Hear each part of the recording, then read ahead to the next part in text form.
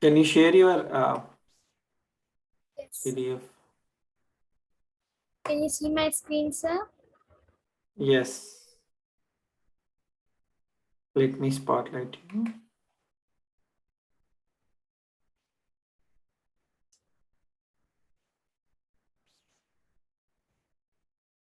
Do you know where Hetal has started? I mean, stopped last week. Yes, sir. Okay, thanks.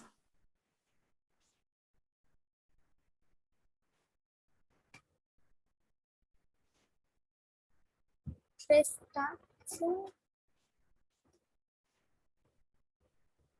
Sir, What is it, Suchita? can you hear my voice? Yes.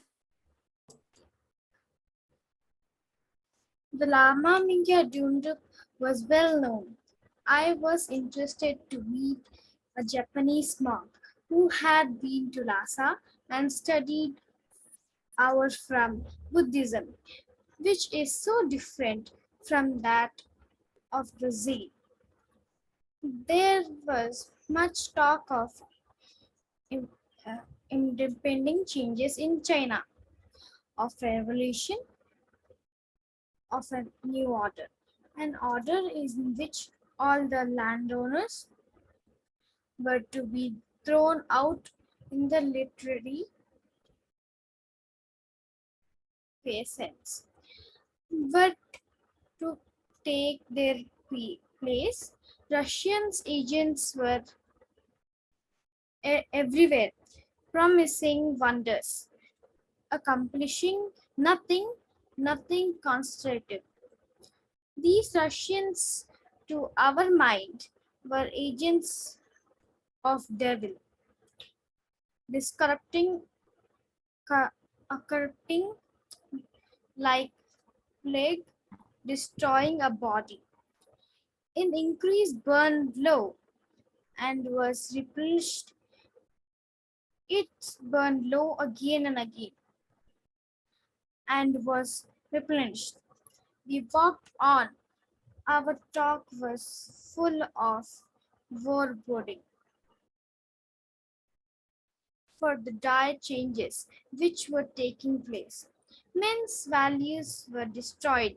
Matters of the soul were not considered as valuable nowadays, but only transcendent power. The world was a very sick place. The stars rolled high in the sky. We walked and and at last by one we lay by one we lay down where we were to sleep. In the morning we knew our journey would come to an end. My journey, the time being, my companions would return to Tibet, leaving me alone in a strange, unkind world where might was right. Sleep did not come to me easily that last night. In the morning, after the usual temple services and a very good meal, we sat out again on the road to Chungking. Our horses much refreshed. The traffic was not more numerous now. Lorries and various forms of wheel vehicles abounded. Our horses received frightened. They were not accustomed to the noise of all these vehicles, and the smell of burnt petrol was not a concern irritate to them. It was indeed an effort to stay in our highly peaked sandals. We were interested to see people working in the fields, the traced fields, the fertilized with human sacrifice. All seemed to be old, and they were very tired. I'm sorry. The people were clad in blue, the blue of China. They all seemed to be old, and they were very tired. They moved listlessly, as if life was too great and burden for them, or as if the spirit was cursed, and there was nothing more worth living and starving for. The men and women, children worked together. We rode on, still following of the course of the river, which we had rejoined some miles back. At last, we came to sight of the high cliffs on which the old city of Chunkin was built. To us, this was very first sight of any city of note outside Tibet. We stopped and gazed in fascination, but my gaze held not a little breath of the new life which lay ahead before me. In Tibet, I had been a power in the land through my rank, through my accomplishments, and my close association, association which Dalai Lama. Now I had come to a uh, foreign city as a student. I remained, I it reminded me all too vividly of hardships of my earlier days. So it was not with happiness. I gazed at the scene ahead. This I well knew was put in a step on the log track, the log track, the track which would lead me to hardships. A strange countries, stranger even than China. The West were the West men the West were men worshipped only gold. Before us sketched grazing ground with the terraced fields clinging precariously to the steep sides. At the top of the race grew trees, which to us who had seen so few until recent days seemed to be a forest. Here, too, the blue celt figures worked on a distant fields.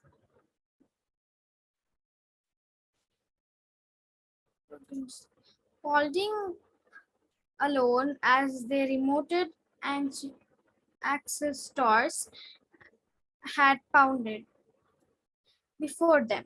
One-wheeler carts drawn by small ponies rumbled along, laden with with garden produce for the markets of Chunking. They were queer vehicles. The wheel came up to the center of the cart, leaving space on each side of the goods. One such vehicle, which we saw on the old man, balanced on one side of the wheel and took two small children on the other. Chunking, the end of the journey for my companions. The start of the journey for me, the start of another life. I had no friendship for it as I looked at the step of growth of the swirling rivers, and the city was built to high cliffs.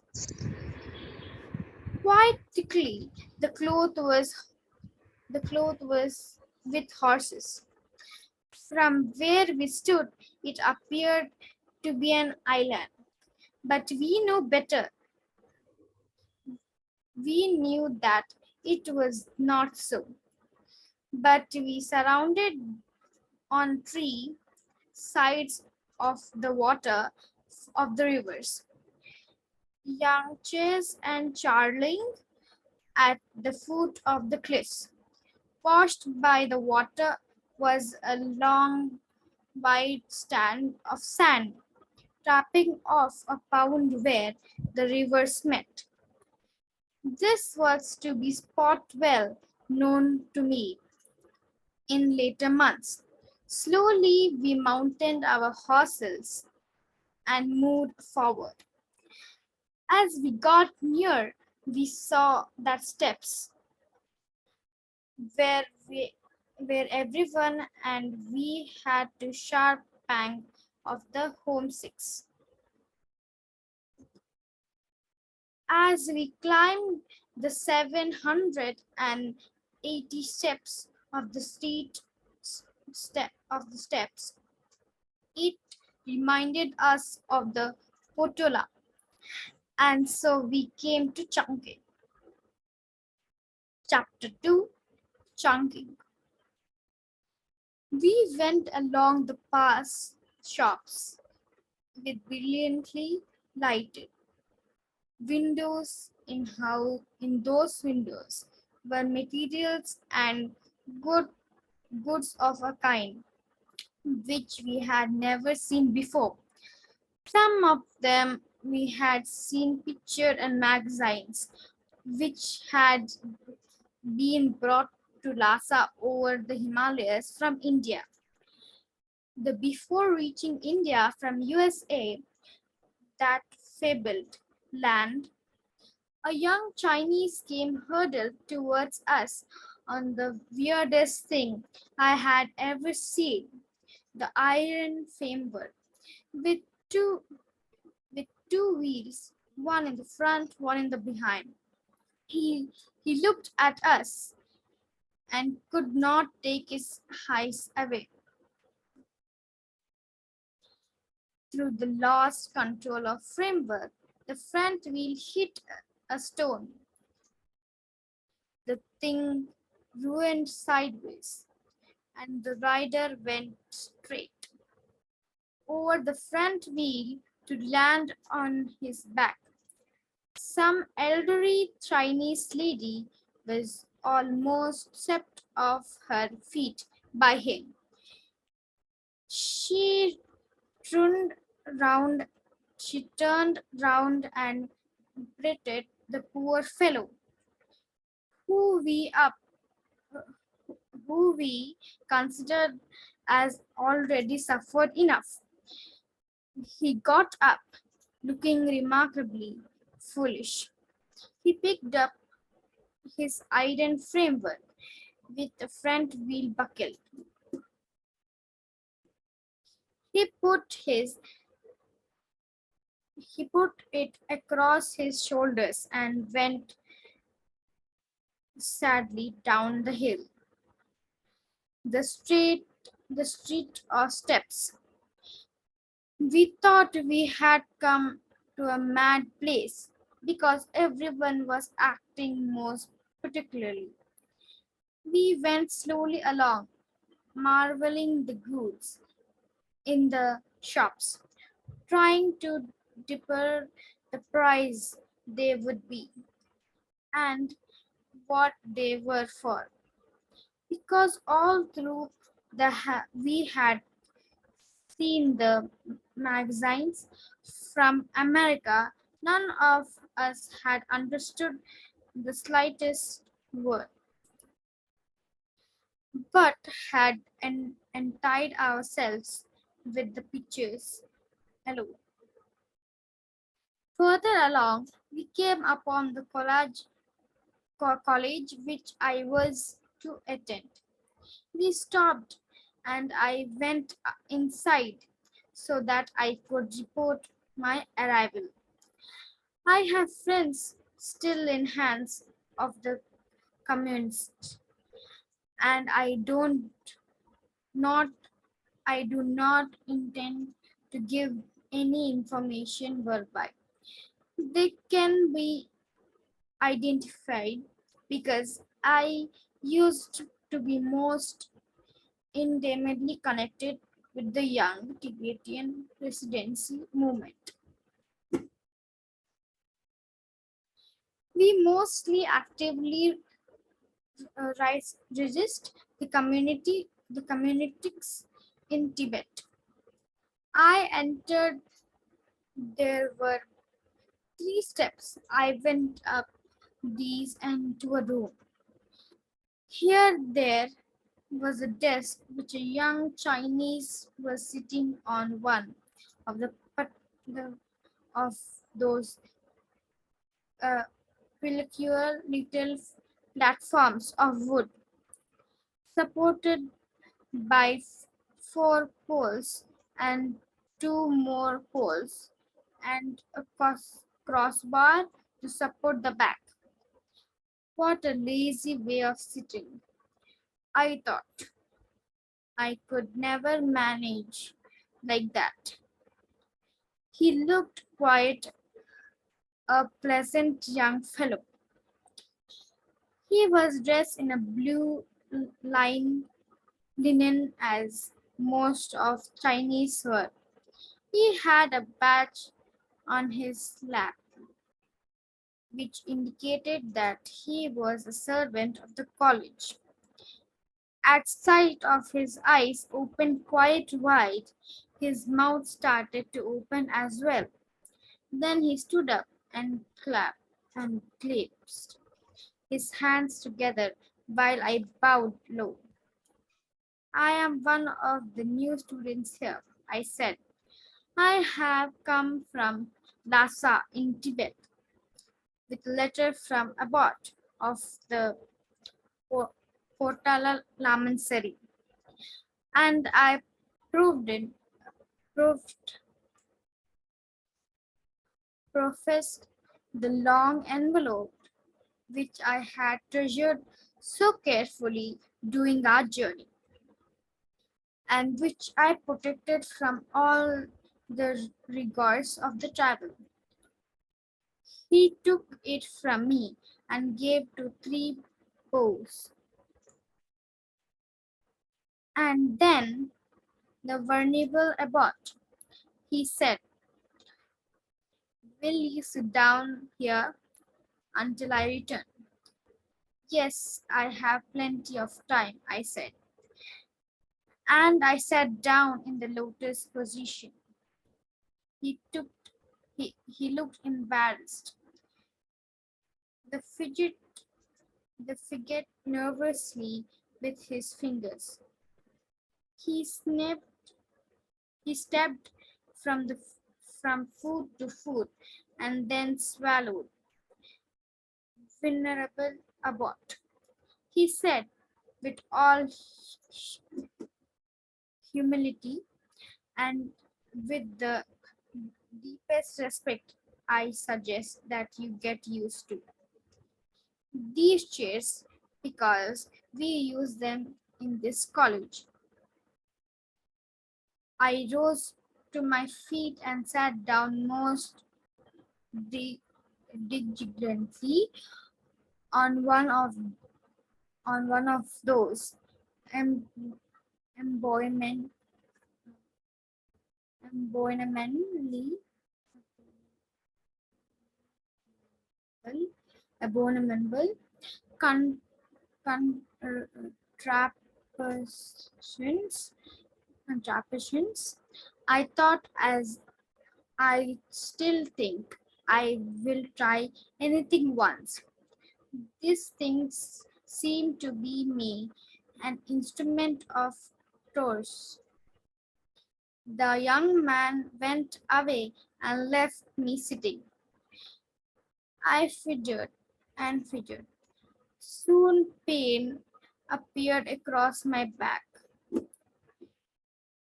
Then I took a stiff neck and I felt truly out of stars with everything.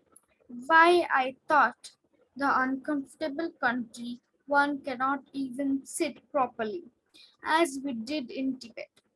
But here we have to be propped up from the ground. I tried to shift sideways. The chair ticked and ground and rolled. This this the swires the sword, and after that I dared not move again for fear that whole thing would collapse.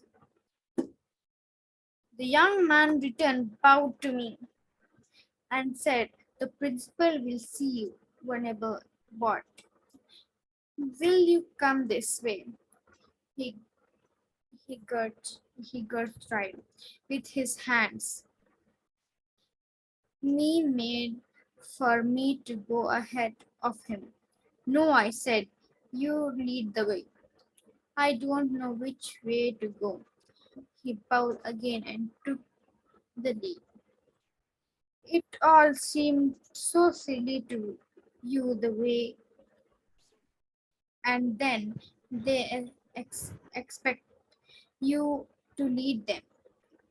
How can you lead when you just don't know which way to go? That was my point of view, and it still is. The young man invited me along a corridor and then knocked a door of a room near the end. With another bowed open the door for me and said, "The vulnerable about looks and grandpa." With that, he stunned the door behind me and I left in a room. There was an old man standing by the window, a very pleasant old man, lean and with his short beard. A Chinaman. Strangely, he was dressed in an awful style of clothing, which I had seen before. I that they call the Western style. I had on a blue jacket and a blue trousers, and there were a thin white stripe going through. He had on a collar and a colored tie, and I thought, what a sad thing that such an impressive old gentleman has to get rigged up like that. "So, you are Luke's grandpa," he said.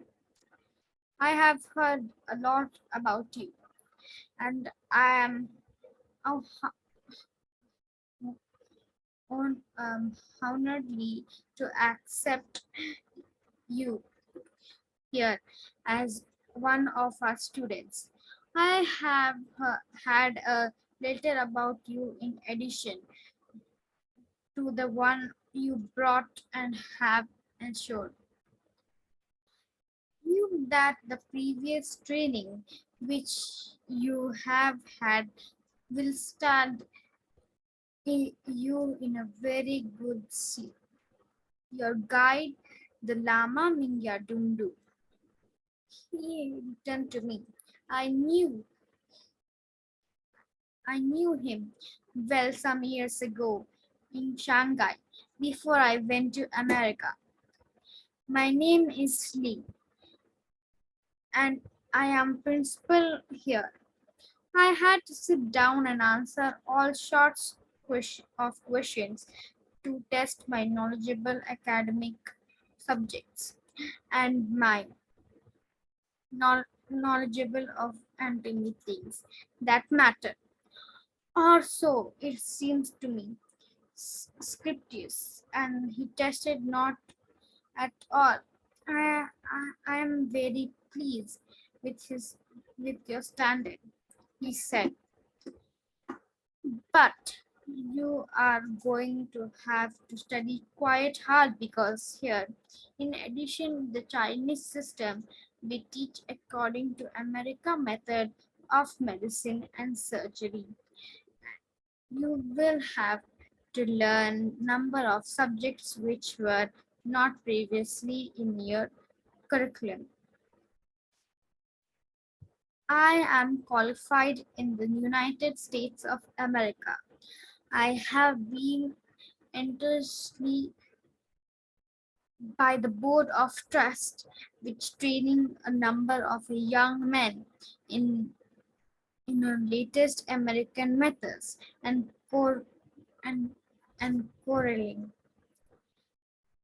these methods to suit conditions in China. He went on taking a quiet time, letting me of the wonders of American medicine and surgery, that of my method used diagnostics.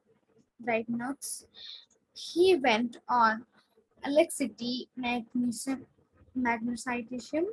heat, light, and sound. All these subjects you will have to master in addition to the very tough culture which your guide has given you. I I looked at him in honor. The first two electricity and magneticism meant nothing to me. I had not the vaguest, vag- vaguest idea that he was talking about. But heat, light, and sound. Well, I thought any fool knows about those. You use heat to heat your tea. Use light with which to see, and sound when you speak. So what else is there to study about them? He added, I'm going to suggest that as you are used to hard work, you should study twice as hard as anyone else and take two courses together. Take what we term the pedagogical course at the same time as the medical training. We your years with your years of experience in study, you should be able to do this. In 2 days' time, we have a new medical class starting. He, he turned away and rustled through his papers. He picked up what some pictures I have recognized for a fountain pen, the very first I have ever seen the matter to himself. Looks and Rampa, especially training in electricity and in mechanism. See Mr. Wu, make a note he gets special attention. He put down his pen carefully, brought what he had written. He and stood up. I was mostly interested to see that he used paper for blotting. He used carefully dried sand, but he was standing up looking at me. You are well advanced in some of your studies, he said. From our discussion, I should say that you are even in advance of some of our own doctors. But you will have to study those two subjects of which are present. You will have no knowledge. He thought. He touched and bed and said, I will have to shown around and take to the different departments so that I will have some impression to carry away with you this day. If you are doubt, if you are uncertain, come to me, for I have promised the Lama Mingya Abdundun to help you to the full extent of my power. He bowed to me and touched my heart to him as I bowed back. The young man in blue dress entered the principal room and entered. The principal spoke to him in a Mandarin. He then turned to me and said, "If you will accompany her, few, he will show you around our college and answer any questions you may care to put." This time the young man turned and led the way out, carefully shutting the principal doors behind him. In the corridor, he said, "We must go to the register first because you have to sign your name in a book." We went down the corridor and crossed the large hall with a polished floor. At the far side of the other corridor, we went along it a few passes and then into a room where there was lot of activity. Chicks were com- very busy apparently, compiling the list of names, while other young men were standing before a small table writing their names in a large books. The colleague who was guiding me to say something to another man who disappeared into an office adjoining the large office. Shortly after, a short, squat Chinaman came out, being pretending he wore extremely thick glasses, and he too was dressed in a Western style. "Huh," he said, "looks Grandpa, I have heard such a lot about you." He held out his hand to me. I looked at it. I did not know what he wanted me to give him. I thought he was after money. Then the guide with me whispered, "You must shake his hand in a Western style." "Yes, you must shake my hand in a Western style," the short, fat man said. "We are going to use this system here." So I took his hand and squeezed it. "Ow," he said. "Well, you are crushing my bones." I said, "Well, I don't know what to do." In Tibet, we touch our hearts like this and demonstrate. He said, "Oh, yes, but in times are changing. We use this system. Now shake my hand properly. I will show you how." And he demonstrated. So I shook his hand, and I thought now utterly stupid this is. He said, "Now you must sign your name to show that you are a student with us."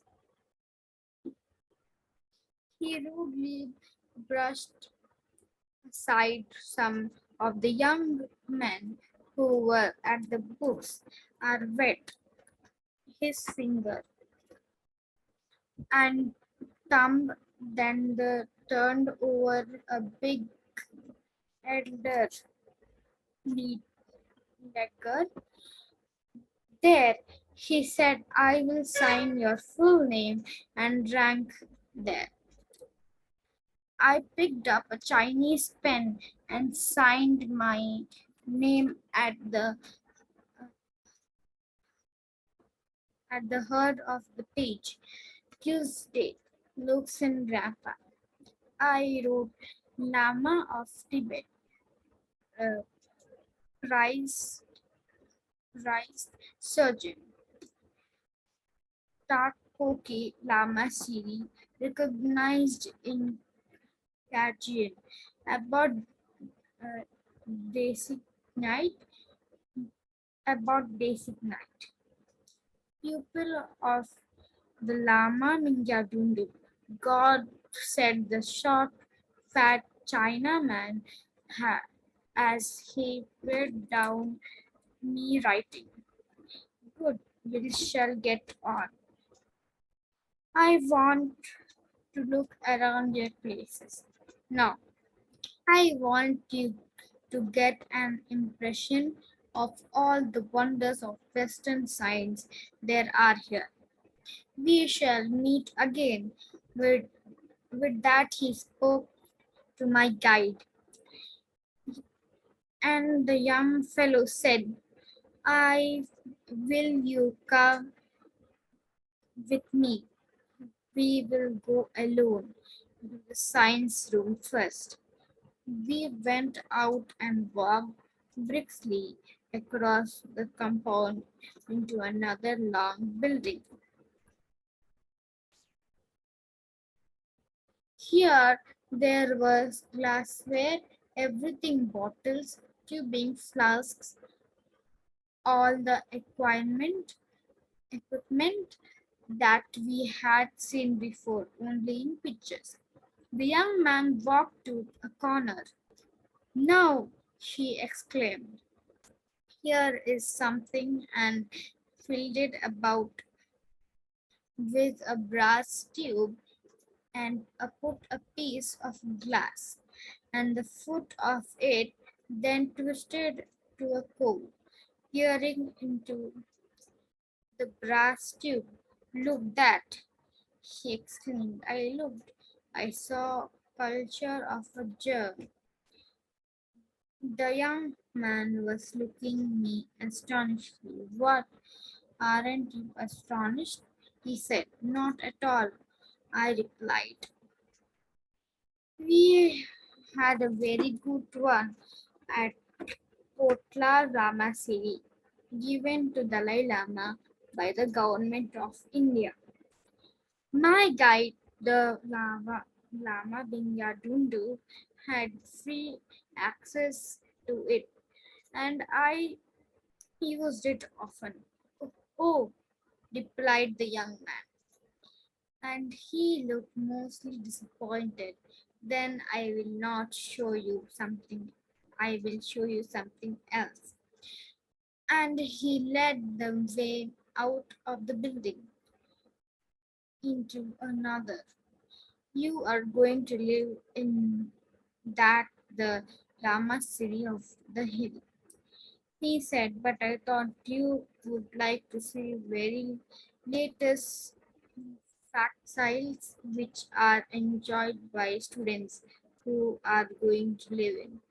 He opened a room door and saw first whitewashed walls, and then my financial brain fell upon a black iron frame with a lot of twist wires stretching from side to side. What is that? I exclaimed. I have ever seen anything like that before. That, he said, the tones of full pride. That was bed. We have 6 of them in this building. The mostly modern things of all. I looked. I had ever seen anything like it. A bed, I said. What to do? They do with the thing. Sleep on it, he replied. It is not very comfortable thing indeed. Lay on it and see for yourself. I looked at him. He looked at the bed, and I looked at him. Well, I thought, must not show cow accountancy in front of any of these Chinese critics. And so I sat on the bed and clicked the grounded pencil. Me. It just sagged. It just sagged, and I felt I was going to fall on the floor. I jumped up hesitatingly. Oh, I am too heavy for it, I said. The young man was trying to conceal his laughter. Oh, that is what I meant to do, he answered. It, it's a bed in a spring bed, and he flung himself to length, to full length on it and bounced. No, I would not to do that. It was a terrible looking thing. I had always slept on the ground, and the ground was good enough for me. The young man bounced again and bounced right off and landed with a crash on the ground. Serves him right, I thought, as I held in his feet. That was not at all. I have to show you, he said. Look at this. He led me across all a wall where there were a small basin which could have been making tap tapsna for perhaps half a dozen monks. Look at it, he said. Wonderful, isn't it? I had looked at it. It conveyed nothing to me. I could not see no use it. I had a hole in the bottom. That's no good, I said. It has a hole in good. It has a hole in it. Could not make tea in that. He laughed. He was really amazed at that. Amazed at that. That he said, it's something Shida, even you. I think we should end it here. It's 8:50 now. You can finish the page and then we can end it here. Okay.